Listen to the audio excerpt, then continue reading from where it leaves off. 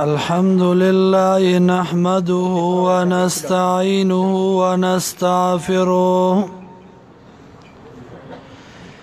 ونعوذ بالله من شرور أنفسنا ومن سيئات أعمالنا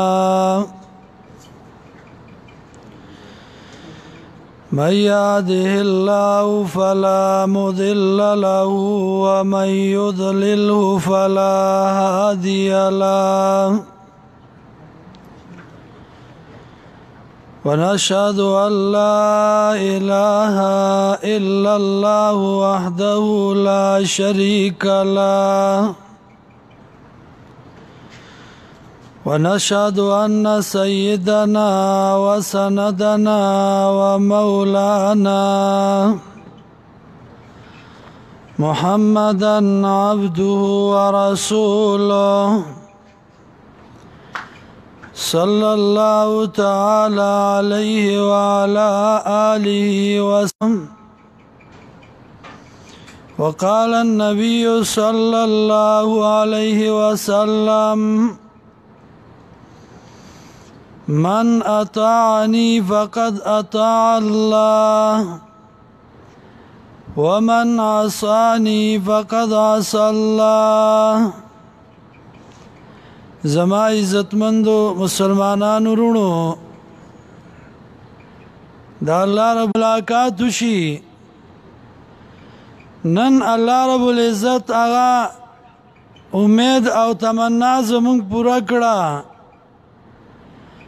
دا خوشحالی او دا سکون مونږ ته د الله د دین په وجه باندې ملاو دی او خصوصا زمونږ د جماعت اشاعت التوحید و سنت دا یو در امتیاز دی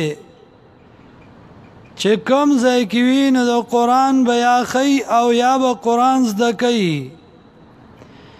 شیخ القرآن رحمه الله به فرمایل اللہ دے قبر منور کی وَإِنَّ آثَارَنَا تَدُلُّ عَلَيْنَا فَانْظُرُوا بَعْدَنَا إِلَى الْآثَارِ.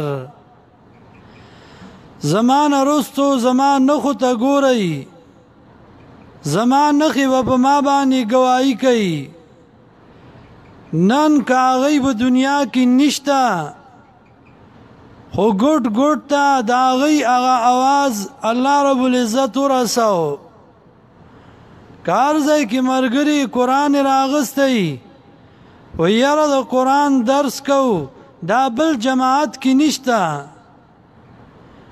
او د قرآن کریم خدمت الله هغه چاله ورکی چې څوک خوښ شي. ځکه الله رب العزت فرمایي یؤتی الحکمت من یشاء ومن یؤت الحکمت فقد اوتی خیرا کثیرا. ورکی الله په د قرآن چاله چې وغواړي او چاله چې په د قرآن ورکړه نو دل ډیر خیر ورکا. الحمدلله هغه ډیر خیر زمونږ عاجزانو ملنګانو غوندې خلکو له ورکړه دی چا د قرآن کریم خدمت دی د قرآن تدریس دی د قرآن بیان دی. الحمدلله ثم الحمدلله او د دې ډیر زیات د الله رب العزت سره د دې یو لوی مقام دی. ما او تا ته خدا ښکاری مړه درس لرالو بیان لرالو بس درس دی او بیان دی نه د دې الله رب العزت سره لوی مقام دی او الله رب العزت په دې باندې خوشحاليږي چې د الله کتاب ته خلق راغونډيږي. نور څه خلق چې راغونډ شي دوره غلي څوک نه کینی. دا خلکو خبره وي دوه ښځې روانې وي چاوي دروغ وایو یو وی دوه ښځې روانې وي غلې وي. نن سبا هغه صفت په سړو کې راغلی دی چې دوه سړي کینی نو د چا غیبت به کوي چا پسې به خبرې کوي. یو د الله کتاب دی چې دې ته کینی نو په ارام او چپ ناستی.